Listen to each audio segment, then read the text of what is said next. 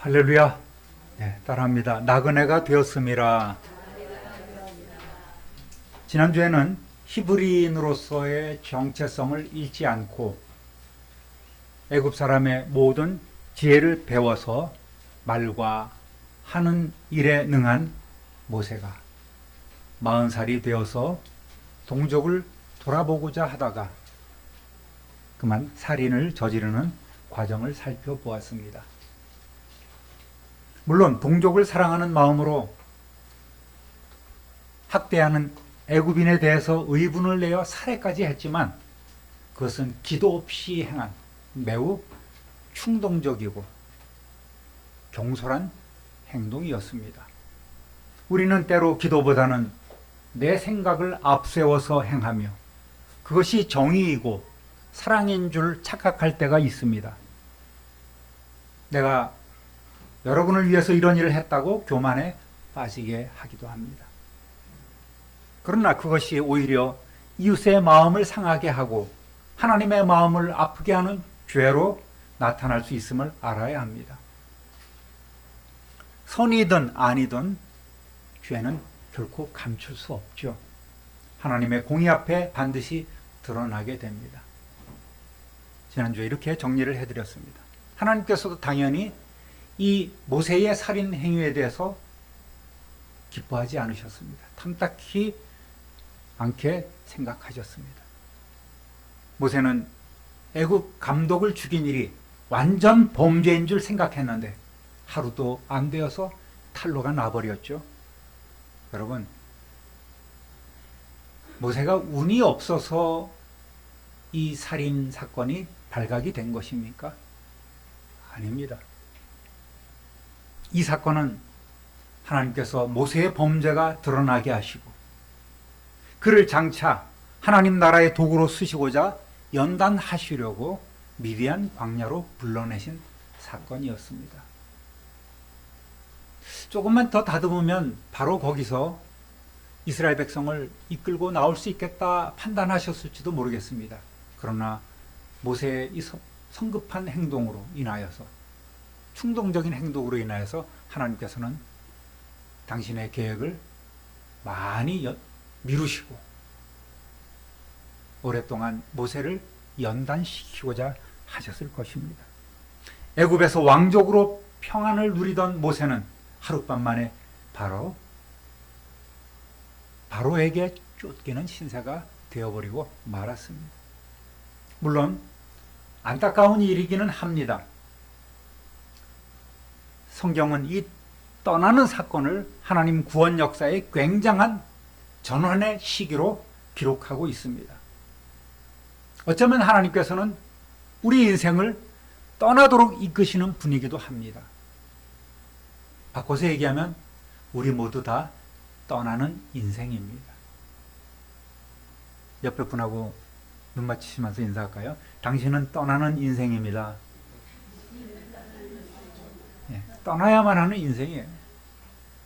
그 동기가 어떻게 됐던지 간에 계속 이별해야 합니다. 그래서 회자정리란 말이 있죠. 만남은 이별이 있다는 것이죠. 보십시오. 인류 조상 아담과 하와는 에덴 동산에서 쫓겨나서 다른 곳으로 떠나야만 했습니다. 하나님께서는 그 동산으로 가지 못하도록 완전 폐쇄시켜 버리셨습니다. 가인은 범죄함으로 최초로 떠돌이가 되었습니다. 노아 역시 최초의 보트 피플이 되어서 방주의 가족들을 싣고 물리를 둥둥 떠다녀야만 했습니다. 어디로 갈지 모르는 인생이었습니다. 아브라함도 하나님의 명령에 따라 고향과 친척, 아버지의 집을 떠나 알 수 없는 땅으로 가야만 했습니다. 야곱이 바단 아람으로 떠나야 했고 요셉은 형제들에 의해서 애굽으로 팔려가야 했습니다.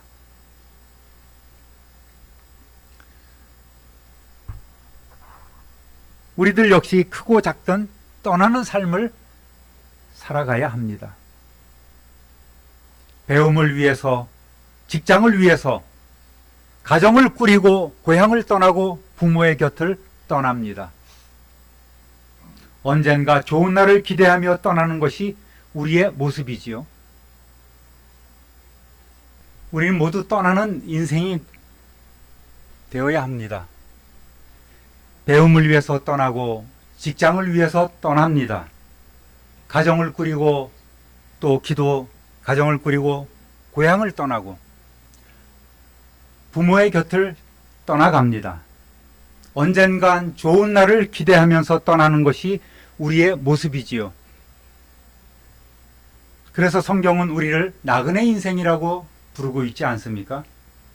그렇지만 그 수많은 떠남의 순간에도 우리는 기도하며 우리 주님의 뜻을 깨닫고 우리를 통해 이루고자 하시는 하나님의 비전 안에 온전히 맡기시기를 우리 주님의 이름으로 축원합니다.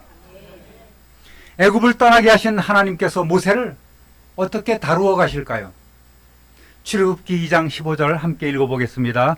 바로가 이 일을 듣고 모세를 죽이고자 하여 찾는지라 모세가 바로의 낯을 피하여 미디안 땅에 머물며 하루는 우물 곁에 앉았더라. 아멘. 지난주에 여기까지 우리가 읽었었습니다. 미디안 광야는 오늘날 사우디아라비아 북서쪽 아카바만 인근 광야 지대입니다. 이곳에는 과거 아브라함과 세 번째 부인인 그두라 사이에서 태어난 6 아들 중에 넷째 미디안의 후손, 미디안의 족속이 살고 있습니다. 가끔씩 아브라함과 그의 후손들을 보게 되면 하나님께서 이삭만을 주시려고 아브라함을 강건케 하신 것이 아니었구나. 정말 하나님의 약속대로 100세 이후에도 왕성한 생산력으로 여러 민족의 아버지가 되게 하시고 별처럼 많은 자손을 주시려고 그렇게 하셨구나라는 감탄을 하게 됩니다. 그러니까 이삭만 주시려고 하나님께서 그 후에도 왕성한 생산력을 보여준 사람이 바로 아브라함이었던 것이죠. 따라합니다. 약한 자를 돕다가 모세는 시내 반도를 가로질러 국경 넘어 미디안의 한 지역으로 옮겨가서 정처 없이 헤매다가 잠시 어느 우물가에서 쉬고 있었습니다. 그런데 이때 하나님께서 준비해 주신 하나의 사건을 또 겪게 됩니다. 16절 17절 함께 읽어보겠습니다. 미디안 제사장에게 돌기로 구유에 채우고 그들의 아버지의 양떼에게 먹이려 하는데 목자들이 와서 그들을 쫓는지라 모세가 일어나 그들을 도와 그 양떼에게 먹이니라. 아멘. 우물은 목축을 하는 사람들이 있어서 생명줄과 같지 않습니까? 그러니까 대부분 이 우물을 공동으로 사용하는 거예요. 그런데 짐승들이나 목자들이 많이 몰리다 보면은 서로 먼저 하겠다고 다툼이 일어나는 것입니다. 우물 곁에는 구유도 있지요. 거기에 물을 부으면 짐승들이 와서 먹게 되는데 우리의 생각으로는 선착순이에요. 좀 먼저 와서 이렇게 먼저 물을 먹이고 또 나중에 온 목자들은 좀 기다렸다가 순서대로 사용하는 것이 바른 것입니다. 누구나 다 낮 동안 짐승들에게 풀을 뜯기고 또 이제 해가 질 무렵에 물을 먹이고 우리간으로 몰고 가는 것이 다 그런 생각들을 갖고 있죠. 그러다 보니까 약간 빨리 하고 싶은 생각들은 있을 것입니다. 모세가 가만히 지켜보고 있는데 한 무리 처녀들이 자신들이 이끌고 온 양떼에게 먹이려고 물을 깃고 있는데 나중에 온 목자들이 그녀들을 힘으로 밀어내고 쫓아내고 자신들이 먼저 먹이려 한단 말이죠. 나중에 하세요. 나중에 내가 할게. 그냥 앉아서 있어요. 이 처녀들이 항의를 해도 소용이 없습니다. 억울하게도 이러한 일이 아마도 자주자주 반복되었던 것 같아요. 그러니까 힘없는 이 처녀들은 늘 후순위로 밀려버리고 있었던 것이 현실이었단 말이죠. 자, 이걸 지켜보고도 있던 모세가 누굽니까? 의로움, 정의감으로 한 성격하지 않습니까? 또 애굽에서 무예도 제대로 익히고 사람을 이렇게 할 만큼 힘께나 쓰던 모세가 처음에는 점잖은 말로 타이르면서 질서를 잡으려 했을 것입니다. 그런데 이 목자들이 겁을 상실하고 모세를 무시하려 합니다. 남의 일에 끼지 말라고 시비 거는 그런 광경을 한번 생각해 보십시오. 좋은 말 할 때 가던 길 가시라고 이렇게 도발하는 거예요. 모세가 잠시 그 못된 친구들을 요즘 젊은이 이야기로 참교육을 시켜버립니다. 임자 만난 거죠. 못된 목자들이 찍소리 못하고 쫓겨났습니다. 물러갔습니다. 모세는 그녀들을 도와서 물을 길어 양떼를 먹입니다. 상남자 아니겠습니까? 이 정도 되면 누구라도 반할만 하지요. 따라합니다. 청하여 음식을 대접하라. 18절 19절 읽어봅니다. 그들이 그들의 아버지 루엘에게 이를 때에 아버지가 이르되 너희가 오늘은 어찌하여 이같이 속히 돌아오느냐? 그들이 이르되 한 애굽 사람이 우리를 목자들의 손에서 건져내고 우리를 위하여 물을 길어 양떼에게 먹였나이다. 아멘. 이 제사장의 이름은 루엘이었어요. 그 뜻은 하나님의 친구라는 의미입니다. 많은 성경 주석가들은 이들이 셈족으로서 희미하게 남아있는 유일신을 섬기는 그런 사상들이 있었기 때문에 아마도 이 루엘은 좀 다른 신을 섬기지만 이방 신의 제사장이 아니었을까 이렇게 생각을 하기도 합니다. 그러나 그렇게까지 멀리 셈족까지 올라갈 필요는 없어요. 아까 이 미디안 족속은 누구의 후손이라고 했습니까? 아브라함의 후손이에요. 뿌리가 이 이스라엘 백성하고 같다는 말입니다. 그들 역시 아브라함의 신앙적 지도를 받고 자랐던 그 후손들 아니겠습니까? 아브라함의 후손으로서 희미하지만 유일하신 여호와 하나님 신앙을 갖고 있던 사람들이었단 말입니다. 오늘따라 딸들이 일찍 들어오죠. 아버지가 묻습니다. 어떻게 된 일이냐? 너희들 어떻게 일찍 왔어? 이 얘기를 보면 평소에는 아마도 다른 목자들에게 밀려서 맨 나중에야 양떼에게 물을 먹이고 어둑어둑 해가 진 다음에 들어왔음을 알 수가 있습니다. 그랬더니요, 딸들이 신이 나서 보고를 하는 거예요. 어떤 애굽 사람이 목자들의 횡포에서 우리를 구해줬고 우리를 도와서 물까지 길어서 양떼에게 먹여줬어요. 이렇게 막 일곱 딸들이 얼마나 짝짝짝짝 얘기를 했겠습니까?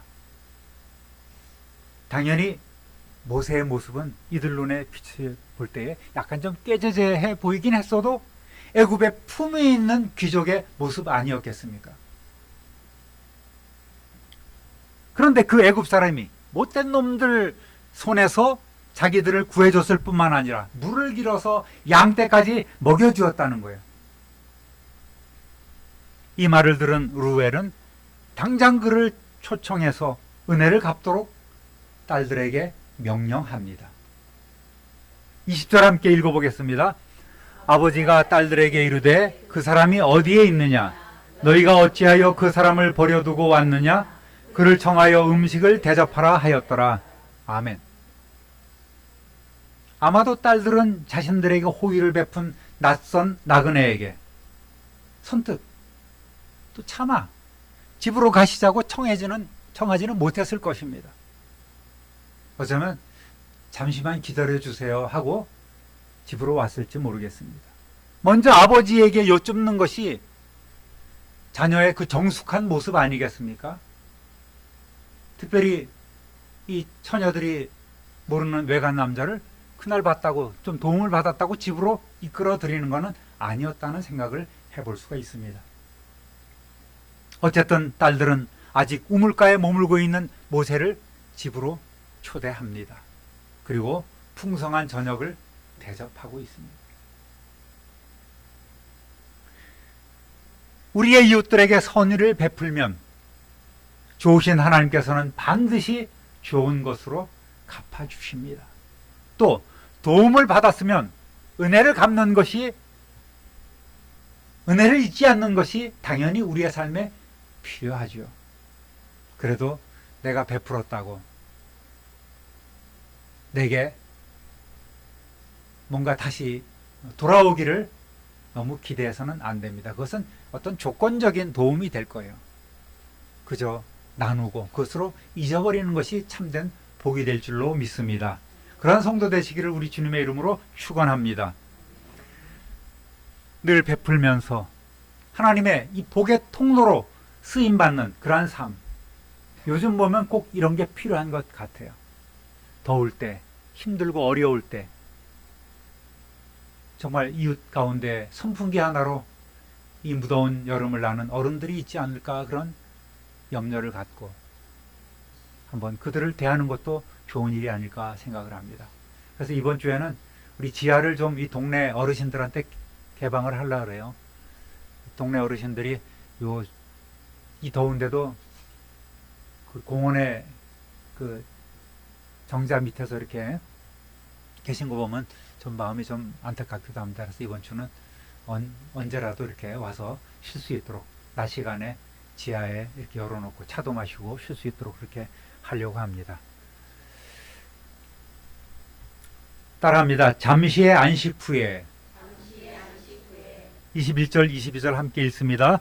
모세가 그와 동거하기를 기뻐하며 그가 그의 딸 십보라를 모세에게 주었더니 그가 아들을 낳음에 모세가 그의 이름을 게르솜이라 하여 이르되 내가 타국에서 나그네가 되었음이라 하였더라. 아멘.